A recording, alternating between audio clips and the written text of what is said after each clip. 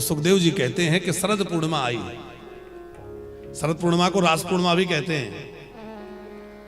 और शरद पूर्णिमा जब आई तो शरद पूर्णिमा का चंद्रमा आपने देखा होगा बड़ा विशेष चमकदार होता है। चंद्रमा जो पूर्णिमा का चंद्रमा होता है वो पूर्ण होता है। उसमें भी शरद पूर्णिमा का जो चंद्रमा है वो विशेष चमकदार होता है।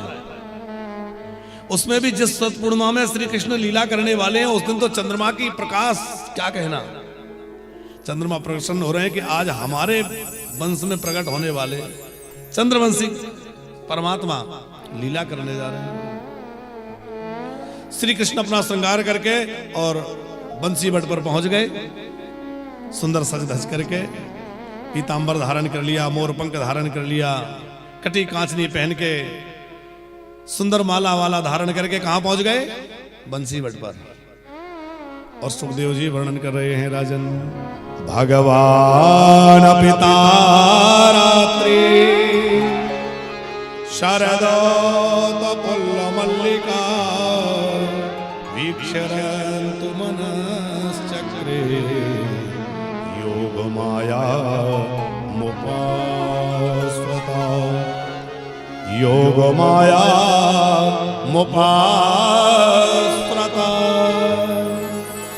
भगवान पिता रात्रि। वह रात्रि प्रकट हो गई। कौन सी?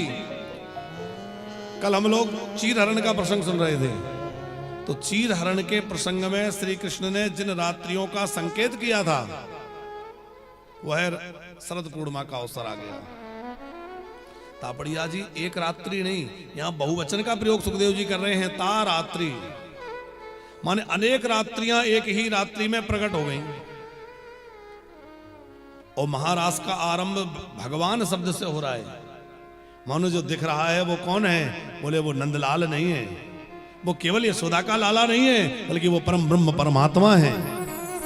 समग्र ऐश्वर्य, समग्र वैराग्य, समग्र श्री आदि से जो संपन्न है वह परम ब्रह्म परमात्मा श्री कृष्ण है। इस बात को ध्यान में रखना है। शरदोत पुल्ल मल्लिका, शरद ऋतु है। शरद ऋतु का शुरुआत हो रही है। वृंदावन की शोभा बड़ी ही अद्भुत हो रही है। चारों ओर सुंदर पुष्प खिले हुए हैं जिन पर भरभर मलरा रहे हैं। मयूर नृत्य कर रही हैं, मोर नाच रहे हैं। सुंदर यमुना जी में शीतल जल बह रहा है। सरोवरों में कमल खिले हुए हैं। यद्यपि संध्या का काल होने जा रहा है फिर भी कमल क्यों खिले? बोले चंद्रमा इतना अधिक चमक रहा है कि इस कमल को भी भ्रम हो गया कि सवेरा हो गया क्या।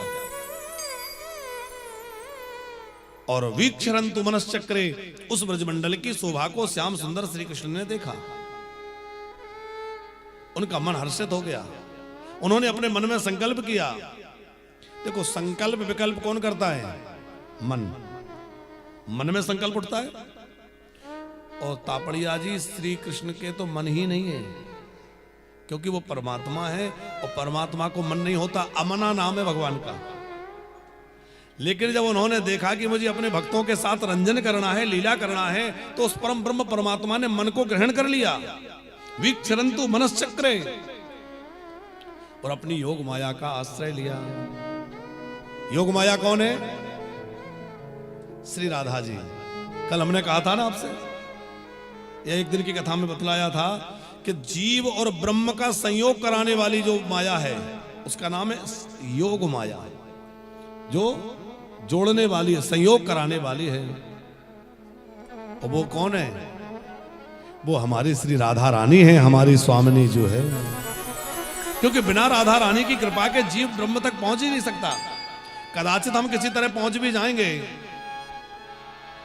तो हो सकता है भगवान हमें स्वीकार ना करें, क्योंकि भगवान ने तो कह दिया निर्मल मनजन सोमोई पावा मोह कपट छल छिद्रणा। अब हमारे अंदर तो निर्मलता आई नहीं। तो जैसे कोई छोटा बच्चा घर में है और वो हाथ पैर गंदे कर ले, मलमूत्र में उसमें पूरा कपड़ा गंदा कर लिया, हाथ पैर गंदे कर लिए, तो पिताजी को तो घृणा होती है। पिताजी हाथ लगाने में डरते हैं। लेकिन क्या मां को घृणा होती है? माथा उठा लेती है, नहलाती है, उसके कपड़े बदलती है, उसका श्रृंगार करती है और नहला धुला के अच्छे कपड़े पहना के जब तैयार वैयार कर देती है तो जो पिताजी थोड़ी देर पहले दूर भाग रहे थे वो क्या कहते हैं, लाओ लाओ मुझे दो, लाओ लाओ मेरे को दो। अब बच्चा सज गया ना, अब सुंदर लग रहा है। तो जो पिताजी दूर भाग रहे थे अब वो गोद में लेने के लिए लालाए थे। उसी प्रकार हमारे ठाकुर जी ने तो कह दिया निर्मल मन जन सो मोहि पावा, पर हमारा हृदय तो निर्मल बन ही नहीं पाया। यहां तो काम क्रोध आदि जाने क्या क्या भरा पड़ा है, तो क्या करें? बोले स्वामी श्री राधा जी के चरण पकड़ लो, वो बड़ी दयालु हैं, वो बड़ी करुणामयी हैं, और उनके चरण पकड़ लोगे तो क्या होगा? वो हमारे दोषों को नहीं देखेंगी, वो हमारे अवगुणों को नहीं देखेंगी, वो हमारी मलिनता को नहीं देखेंगी, बल्कि वो उठा लेंगी और हमें सजा धजा के श्याम सुंदर की गोद में दे देंगी, श्याम सुंदर के हाथ में दे देंगी।